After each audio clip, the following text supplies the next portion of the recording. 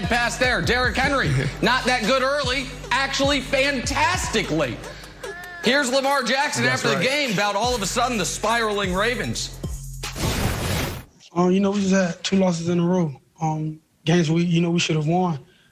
We had the hiccups in the game, but we still got to keep fighting through it. That team, it looked like that team wanted it more than us. They was playing physical.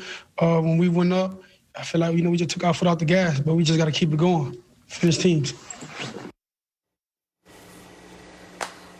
Nick, thank you. I'm good. I feel good. Now I can ask you, now that you set the whole thing up for me. Yeah, I appreciate it. I got to ask about your faith now in Lamar Jackson and the Ravens, because for the last couple of weeks it has been going downhill, at least in my opinion. What do you think?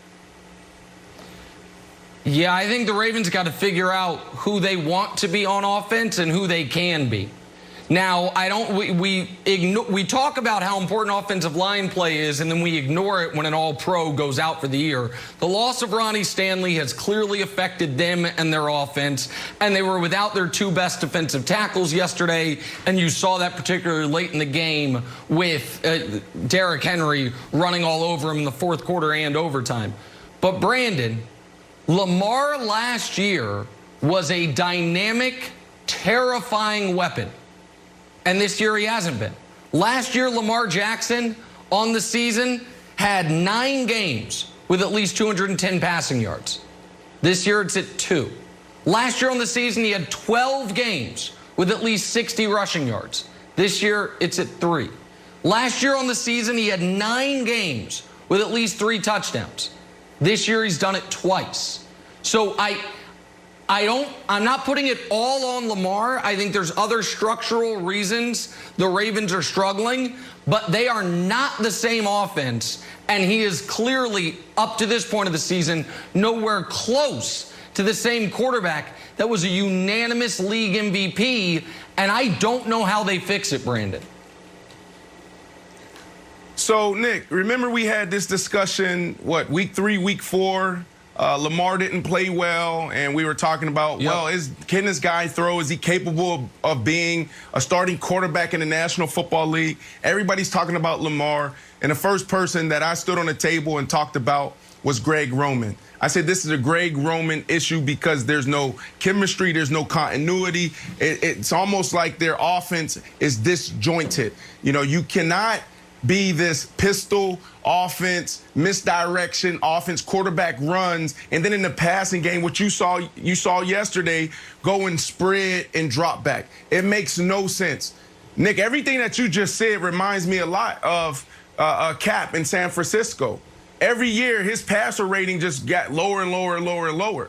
Why is that? Is it Cap? Oh, wow. Or was it the league figuring out the running quarterback style that Greg Roman throws at you, and it takes off so fast, but then once you get hit to it, then it's like, we know how to stop this. And I think that's I know that's exactly what's happening in Baltimore. Everybody in the National Football League knows how to stop it. So what made them explosive in the passing game last year, the play action, no longer exists because teams know how to stop the run. So what they need to do, I said this Friday, they need to find someone, a passing game coordinator or a new offensive coordinator can come in and help develop Lamar Jackson in this offense. And I wouldn't even say develop Lamar Jackson. Lamar Jackson, he can play ball. So you need an offense that fit. Coming into the NFL, a lot of question marks around Lamar, rightfully so. He answered that. He's proved to you that he can be a quarterback. High football IQ, very savvy, poise in the pocket, poise on the sideline, leadership skills out of this world. So now what you need to do to take the team to a whole nother level is find a passing game that makes sense, that mimics the running game. Wilds, that is the answer. We can talk about Lamar all we want, but until Greg Roman looks himself in the mirror and change what he's doing on first down and in the passing game and in 2-minute situations, then this team will never contend. Well, so the Greg Roman stuff I find super interesting. And obviously, Lamar has answered all the questions about, is he a quarterback? Is he a starting quarterback? Those now look as laughable as they did when people were floating them during the draft. But there are now new questions, which is, are we going to look back on year 2 of his career as the aberration? Or are we going to look back on this 10-game stretch of struggling as the aberration? And Wilds, that is yet to be seen. That is what we have to figure out over the next 6 weeks of football and into the playoffs. Now, they play the Steelers on Thanksgiving. Then they have an incredibly soft schedule the final 5 weeks of the year. So I'm not worried they're not going to make the playoffs. But the standard for the Ravens is not make the playoffs. They set their own standard too high with what they did last year and, honestly, what they've done with that franchise the last 20 years, Wilds. Yeah, they still feel like a scary team if they get into the playoffs. But it feels like they can get bullied a little bit. Lamar said they felt like the Titans wanted it more. And Brandon, to me, my favorite part of the game was this pregame scrum, which felt like something out of like college football, line up on the Ravens logo. And here comes Jim Harbaugh getting into it. After the game, they said there's no big deal. There was a handshake, but it was kind of an awkward moment. Brandon, do you think that Vrabel sort of set the tone right away with this?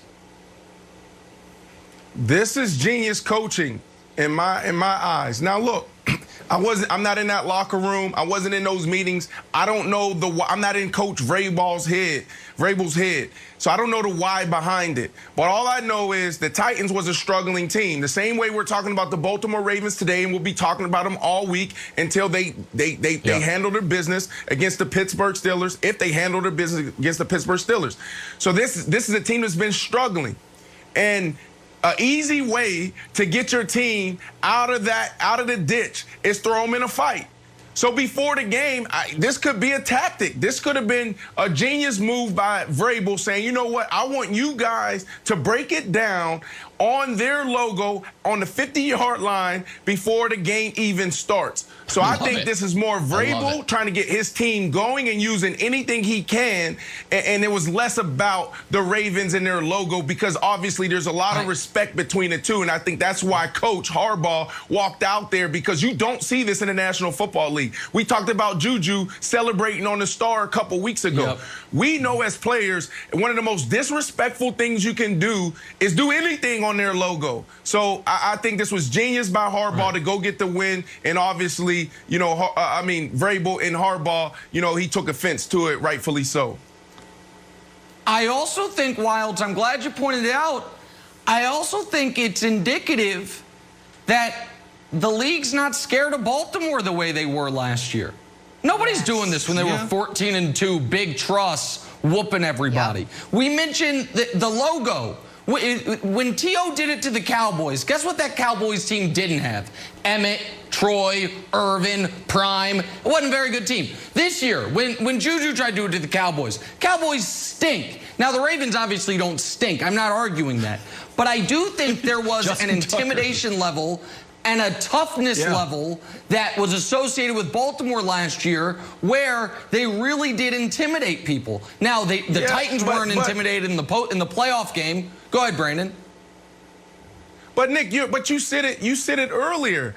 It's easy to play the big bad wolf and the big bully when you're missing two of your offensive linemen that got you to where you were last